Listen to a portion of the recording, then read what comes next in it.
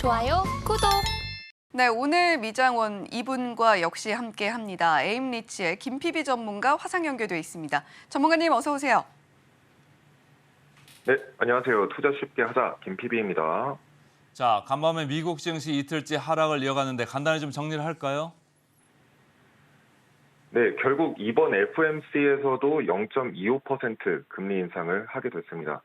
애플은 0.65% 하락한 채 마감을 했고요. S&P 500은 0.7%, 나스닥도 0.4% 이상 하락하면서 장을 마감했습니다. 어제 약세를 보이던 종목들이 대부분 오늘도 약세를 보이고 있는 모습인데요. 섹터로는 에너지, 금융주 위주로 약세를 보였고 특히 지방은행 주식들이 이번 주 내내 크게 폭락하고 있는 상황입니다. 그래서 경기 침체에 대한 우려감 때문에 크루드 오일, 이런 이제 각종 원자재 가격들도 같이 하락을 하면서 에너지 관련주도 영향을 받고 있는 모습이고요. 이번 새벽 FOMC 주요 내용을 요약해보자면 이번 FOMC에서 파월이 금리 인상을 결정을 하면서 다음부터는 금리 인상을 중지할 수도 있다, 이런 뉘앙스를 주었습니다. 그래서 연준은 당분간 양적 긴축은 계속할 것이라는 의사를 확실하게 보였고 인플레이션이 여전히 상당히 높은 수준이기 때문에 경제에 부담을 주더라도 여전히 금리를 높게 유지하려는 이런 스탠스를 보이고 있습니다.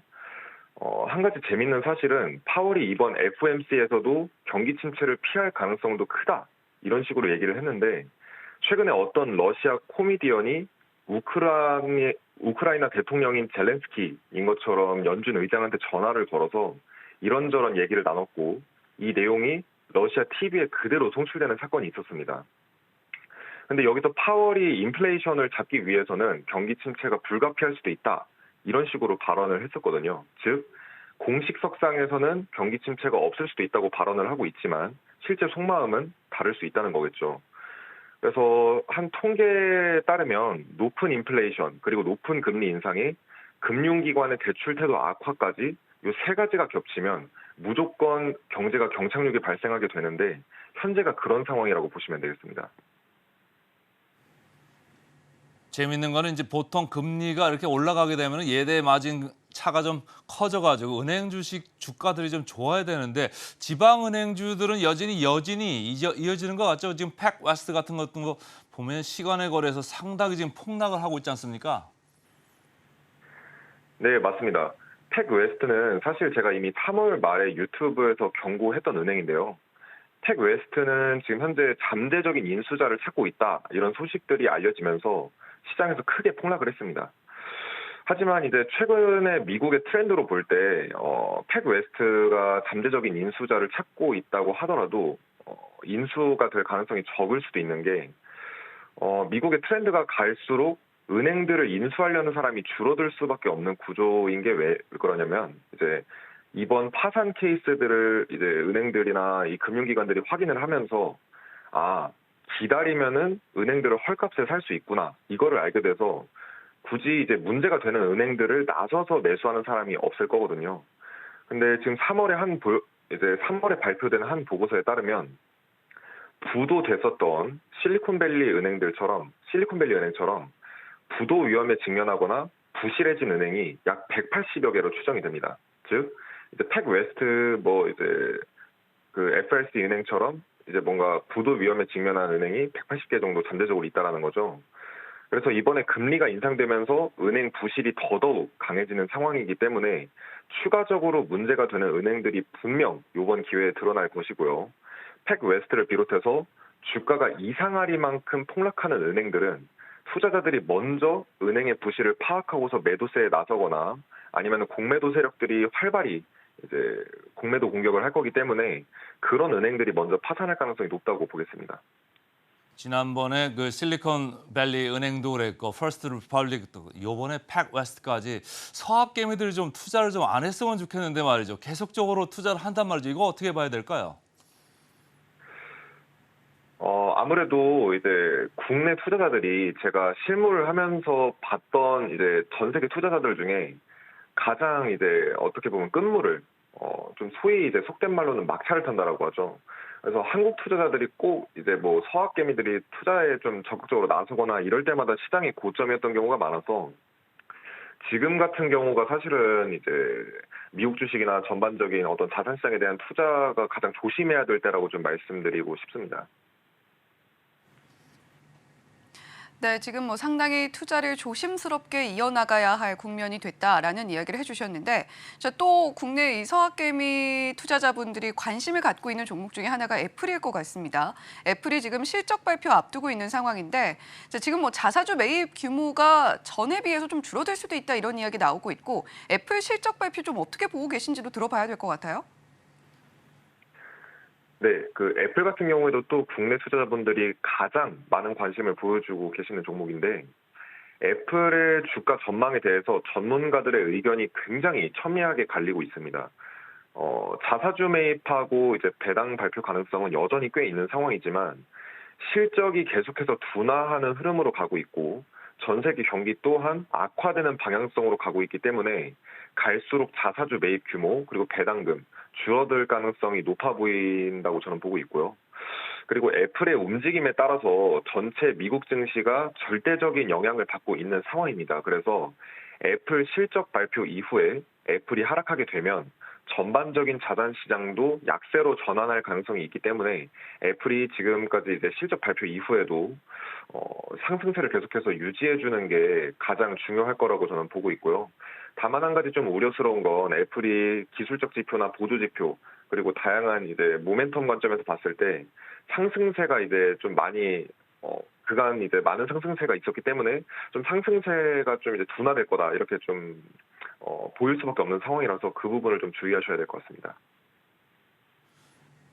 자, 오늘 뭐 금리를 올렸습니다마는 미국 달러화에 대한 의심이 조금 높아지면서 크레딧 디폴트 스왑, 그러니까 CDS 쪽 시장 그 가산 금리가 지금 높아지고 있죠. 지금 어떻게 보고 계십니까?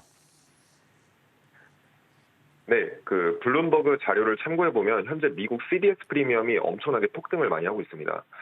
이 CDS라는 거는 쉽게 말해서 특정 기업이나 국가의 파산에 베팅을 하는 보험성의 금융 상품이거든요. 많은 기관 투자자들이 미국의 부채 한도 문제로 인해서 부도가 날 것이라고 생각을 하거나 아니면은 부도가 나지 않더라도 부도 위험이 너무 높아졌다. 이렇게 미국 기관 투자자들이 생각을 하고 있는 상황이고요. 2008년 글로벌 금융위기 이후로 미국의 이제 부도 위험이 너무 높아진 상황이라 CDS 프리미엄도 동시에 이제 폭등하지 않았나 이렇게 싶은 생각이 들고요. 그리고 한 리서치 자료에 따르면 근본에 붕괴된 은행들의 총 자산 규모가 이미 2008년 글로벌 금융위기를 넘어선 수준이라고 합니다. 근데 여기서 더 최악인 것은 글로벌 금융위기 당시에는 20개가 넘는 은행들이 파산한 규모가 전부 합쳐져서 이제 저 정도의 파산 금액이 이제 달성이 된 건데 현재는 단 5개 내외의 파산된 은행의 수치만을 합친 게 이 정도 된다라는 거죠. 그러니까 굉장히 좀 더 많은 파산 은행들이 나오게 되면 정말 이제 글로벌 금융위기를 훨씬 뛰어넘는 어떤 그런 규모의 파산이 진행되지 않을까 이런 우려감이 있는 상황이고요.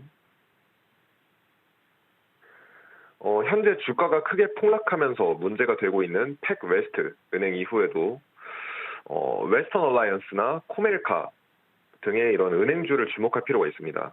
왜 그러냐면 이렇게 보통 망하는, 그러니까 이제 부도되거나 부도 위험에 빠지는 은행들의 경우엔 뱅크런 현상들이 있거든요. 즉 예금자들이 대거 예금을 인출하면서 문제가 발생하는 경우가 많았습니다.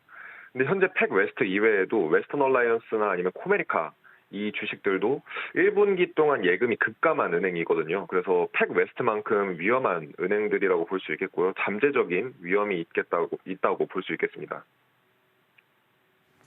자, 오늘 금리가 올랐습니다만은 그러면 이제 달러화가 조금 이제 약해지는 거잖아요. 그래서 미국 달러화 지수가 좀 내렸는데 아까 처음에 말씀하실 때 국제 유가도 좀 영향을 받았다고 했어요. 그래서 에너지 주식들이 많이 떨어지지 않았습니까? 근데 국제 유가 브렌트유 기준으로 지금 벌써 70불대 초반까지 급격하게 이렇게 떨어졌는데 사실 달러화 지수 내려오면 국제 유가 좀 올라가는데 어떻게 된 건가요, 이거?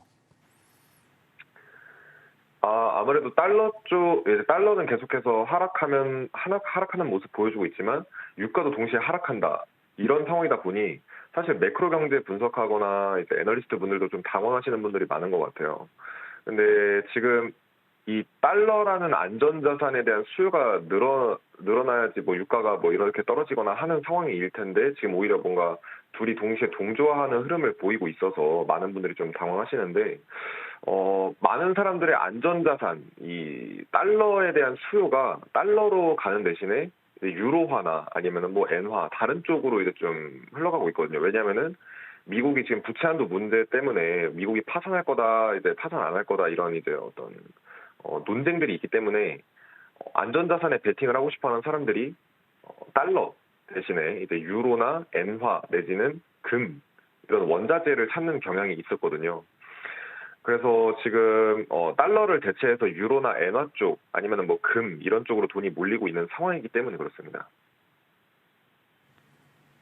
네, 안전자산 이야기를 해주셨습니다만 어제 또 저희가 코인 시장 이야기하면서 코인은 아직은 좀 위험자산이라고 보인다라는 이야기 또 김PB 전문가님께서 해주셨죠. 자, 이제 암호화폐 시장 좀 점검을 해봐야 될 텐데 연준에 뭐 기대했던 피벗이 무산이 되면서 암호화폐 시장엔 좀 실망감이 감도는 분위기예요. 네, 근데 이제 암호화폐 시장은 증시 약세에도 어느 정도 약상승을 해주면서 마감을 하고 있고 비트코인은 29,000달러 수준을 유지해주면서 다시 한번 재상승의 기회도 노리고 있는 상황입니다. 지금 이제 작년 초만 해도 금리가 0.25% 수준이었고 현재 5.25%까지 높아졌거든요. 그래서 1년 동안 바닥 대비해서 금리가 21배, 21배가 급증을 했습니다. 금융시장과 자산시장에도 그만큼 압도적인 압박이 가해질 수밖에 없는 상황이거든요. 근데 이게 산술적으로는 아니지만 쉽게 이해하면 자산시장에 가해지는 압박 또한 21배 늘어났다고 보시면 될 것 같습니다. 그래서 이러한 압박이 암호화폐 시장에도 가해지고 있는 상황인데 비트코인의 경우에는 31K를 강하게 돌파하게 되면 또다시 상승세를 이어갈 수 있는 흐름을 보이고 있지만 28K 수준을 지지하지 못하고 강하게 하락하게 되면 이번에 하락 추세로 전환이 될 수도 있는 중요한 변곡점에 있다고 보고 있고요. 일주일에서 2주일이 아니라 한 달 이상의 간격으로 보게 되면 결국 암호화폐 시장도 자산시장과 경제 유동성의 흐름을 쫓아서 움직이기 때문에 자산시장이 계속 하락하는 추세로 가게 된다면 암호화폐 시장도 오래 버티기는 힘들 겁니다. 그래서 자산시장이 상승하는 이런 방향을 보여줘야 된다라고 말씀을 드리고 싶고 특히 선물 옵션 쪽에 투기 자금이 현재 너무 많은 상황입니다. 암호화폐 시장에서. 투기 심리도 너무 강한 상황이기 때문에 가격이 한번 하락하기 시작하면 큰 폭락이 만들어질 수도 있는 상황이라서 이 시점에서는 약간 투자 비중을 줄여서 리스크 관리를 하시는 게 좋겠지 않을까 이렇게 말씀을 드리고요. 또 여전히 비트코인에만 자금이 집중이 되고 있기 때문에 알트코인들 중에서 일부 종목들을 제외하고는 큰 상승을 해주지 못하고 있습니다. 그래서 이번 금리 발표 직후에 자산 시장이 어떤 흐름을 보여주냐에 따라서 알트코인의 전망들도 결정이 될 거기 때문에 참고할 만한 자료가 나오면 제가 또 공유해드리겠습니다. 네, 사실 뭐 비트코인은 소폭 내렸고 또 이더리움 같은 경우는 소폭 오르면서 일단은 움직였는데 자, 지금 뭐 주요 암호화폐 시세들도 한번 봐주시면 좋을 것 같아요. 네, 일단 비트코인이 24시간 기준으로 1% 상승한 상황이고 이더리움도 마찬가지인 상황이고요. BNB, 리플, 그리고 에이다, 도지코인, 폴리곤, 솔라나 전부 다 전반적으로는 거의 보합세인 상황입니다. 좋아요, 구독!